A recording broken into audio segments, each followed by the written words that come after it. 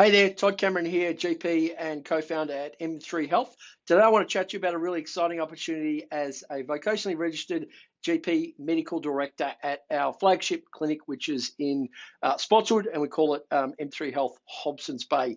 If you think you might be interested in that, then follow on. Otherwise, go and enjoy your day. Now, in order to take this position, you must be a vocationally registered GP, but you do not need experience in leadership necessarily. If you are requiring a DPA, i.e. a 19AB exemption, and you have had a commitment to learning education in the past, of course you've had a commitment to learning, education in the past in the country where you received your primary degree in medicine, then that's fine. We can use that as part of an application process, but we would need to assess that one-on-one. We do have good relationships with universities and have other GPs that are with us under the academic DPA exemptions, but please let me know about that. Where are we? Well, Spotswood is just off to the left as you go over the Westgate Bridge outbound on the way to Geelong.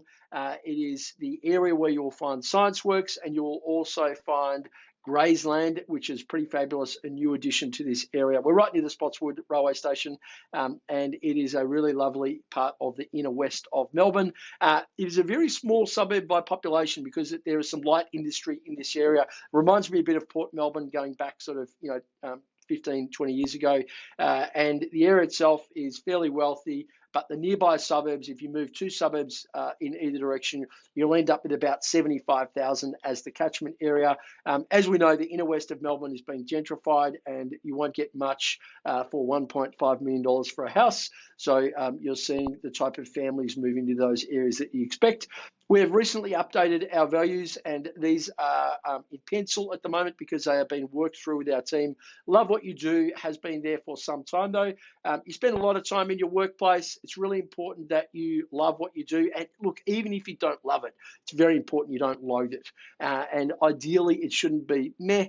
You should really want to get in your car. You should want to get out of your car and enjoy your workplace. Our responsibility, our mission is to create a workplace that is magnetic and is appealing to you and everybody else that's there. You do need to be adaptable. You know, this has always been true, but COVID has reminded us that if you do not adapt to changing environments, you will fail. And our mission is to make sure that we have responsive, reflexive, and agile teams that can adapt to new environments. In order to get to a higher level than being adaptable, being proactive is critical.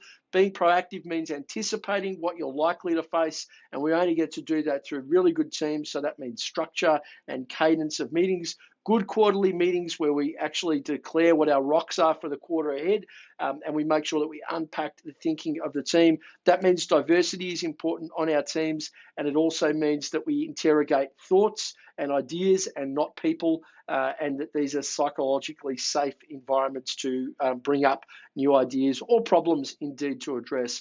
We know high performance teams have a few other key features. One of them is role clarity.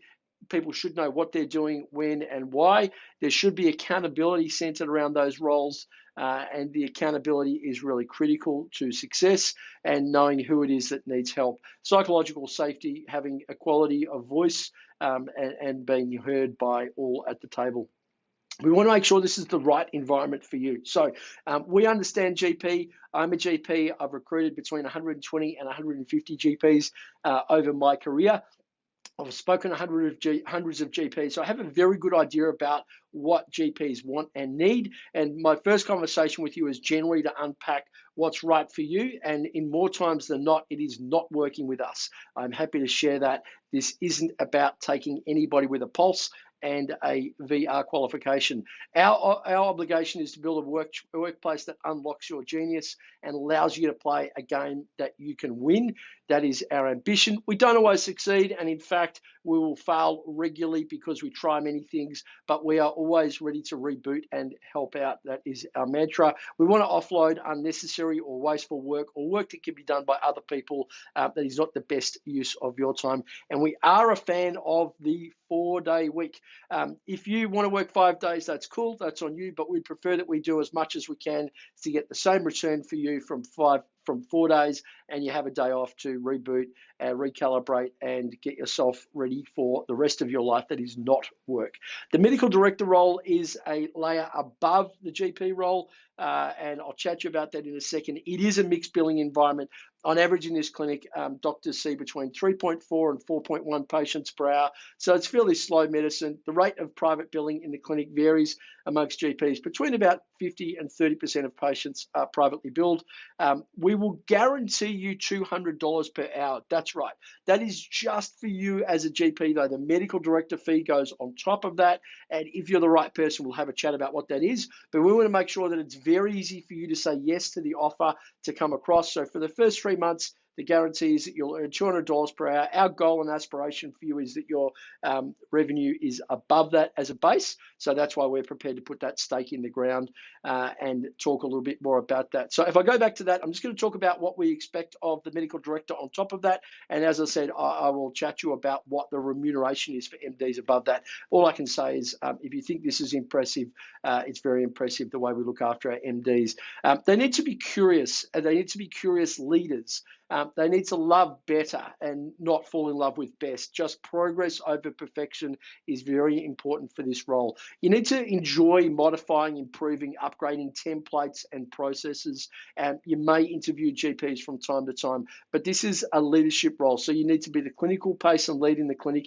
You need to enjoy audits being done on improved clinical output. And we want to make sure that we use your wisdom and time appropriately.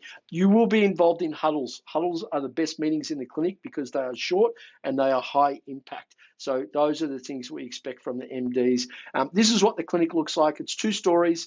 It's 1,360 square meters. We have 10 GPs at the moment, 1 GP registrar, and again, we'll usually have 1 or 2 at all times. Medical students come as well. The top story is where the general practice is. We have space for 6 allied health as well.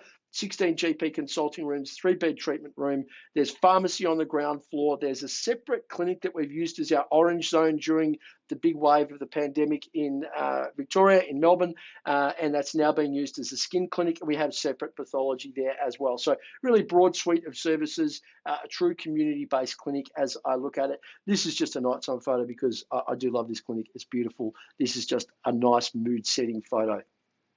Remember, you may have seen our clinic in the press early on in the pandemic. We went early, we went hard on converting to telehealth primarily, just to put safety first and foremost for our team and our community. And so you will have seen some of these pictures with, the tape everywhere, the famous Corona stick, etc. That just shows you about our commitment to safety and agile thinking.